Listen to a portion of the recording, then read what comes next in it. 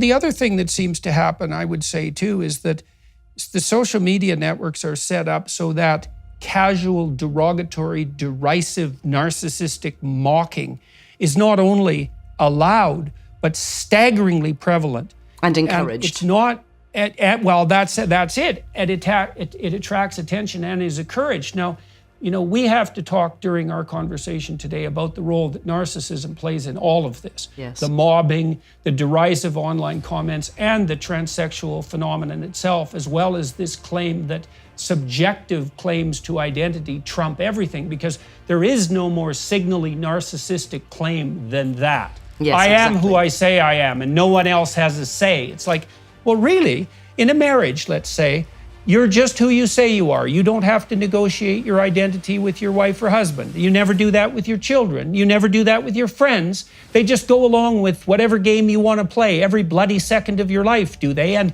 if they don't, that makes them evil predators and valid targets for derision and mocking, and worse than that, because as you know perfectly well, this online mobbing behavior that's driven by thoughtless narcissists not only is psychologically destabilizing because of its vitriolic quality, but also can certainly reach its tendrils into the confines of your job, let's say.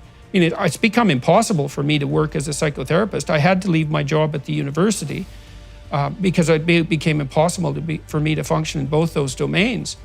And so I would say this narcissism is also encouraged by educational institutions, because they take young people in and they say, well, your immature messianic desire to save the world, which could be admirable if channeled properly, should manifest itself in this vehement activism that puts you in a position of ultimate moral authority over your seniors, let's say, instantly, and that's what you should be doing. And anyone who opposes that is, evil and predatory at best. And as a consequence, no punishment is too extreme.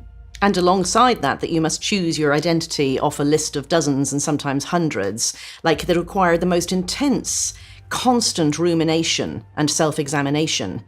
I mean, I was talking to somebody just yesterday who was telling me that a child who's 12 now, has this check sheet for how do I feel? And this is a really happy child. But you're meant to be thinking all the time, like, how am I feeling right now? Am I, on a scale of 1 to 10, how happy am I? How this am I? How that am I? How the other am I? This is all a terribly bad idea. Well, it's clearly bad. Look, one of the things I learned when I was treating people who were socially anxious, I had a lot of anxious people in my clinical practice, which is hardly surprising, because that's the kind of suffering that requires people to seek clinical intervention. So socially anxious people, when they go into a new social situation, think obsessively about how others are thinking about them. Yes.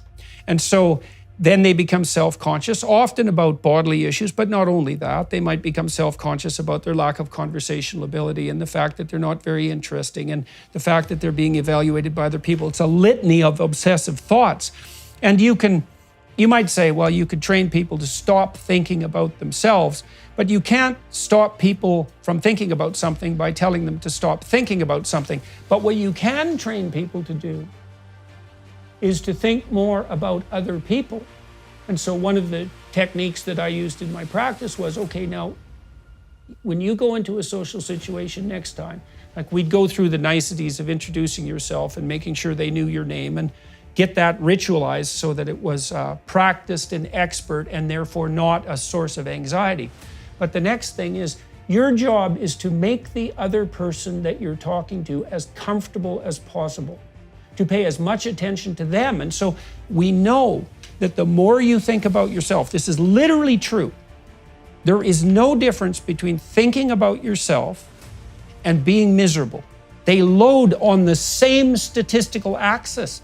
And so these kids that are constantly being tormented by 150 identities, so that's a front not of freedom, but of utter chaos, and then asked to constantly reflect on their own state of emotional well-being and happiness, is the surest route to the kind of misery that's going to open them up to psychogenic epidemics, let's say. The clinical data on that are clear. And then you land into that the idea that you may have been led to believe that because you're a not very feminine girl or a not very masculine boy, that means that really you are of the opposite sex. The fact is you're not, and no one around you is going to think that you are because you don't look like the opposite sex. And you become even more self-conscious, like self-consciousness brought you to this point. And now you're hyper aware that everyone around you doesn't think of yourself as the way that you've just presented yourself. And then you're watching for misgendering. And you're actually being told that it's a really terrible thing to do and that no one would do this unless they really hated you and they wanted you to die. Like they want you to disappear. They want trans people dead. They want them gone, I mean, that's what people say about me, that I want, to cause a genocide of some sort. And I mean, like, when did I ever write such a thing? So what that is it's the feeling that you've put all of your ability to care about yourself, understand yourself, define yourself onto other people and how they're looking at you, and they're not looking at you right, they're looking at you funny. So you are now out of control. Add to that mix, okay, so we could add a couple of other layers. So kids that are well socialized and popular develop that ability between the age of 2 and 4. Right. And what they undergo this psychological transformation in identity. They go from a 2-year-old egocentrism. So the 2-year-old can only play a game with him or herself. They can't play a shared game. And so 2-year-olds will play in parallel, but they can't play a joint game. And that means that their identity, this is so important, their identity is purely subjectively defined. And they have temper tantrums if you interfere with that. Okay, now between 2 and 4, most kids extend their identity out into the communal world. And so one of the ways they do that is imagine two little kids between the age of, say, 3 and 5 playing house, a little boy and a little girl. The little boy will ask the little girl, "Do you want to play house?" And she'll say yes. And so what that means now is they've established a joint identity for the time span of their play. And the joint identity is that they're both engaged in the same epistemological world, in the same conceptual world. And then they negotiate roles. Say, well, I'll be the daddy and you be the mummy. And they can flip that role, by the way, and sometimes they will because they want to play out the other side. But generally they pick a sex-appropriate role for obvious reasons.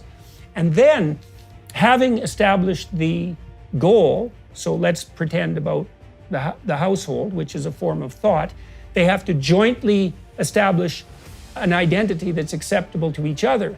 And then they have to do something even more sophisticated, which is they have to conduct themselves in those roles so that the game is fun, so that both people will keep playing, and so that both people want to keep playing with each other. Now, it doesn't take much thought to see that that's an analog and a prodroma to what you actually do as an adult when you enter an intimate relationship that's long-term, is you play house in the long run. But so what happens is between the age of 2 and 4, your identity moves from egocentric and subjectively defined to communal and negotiated.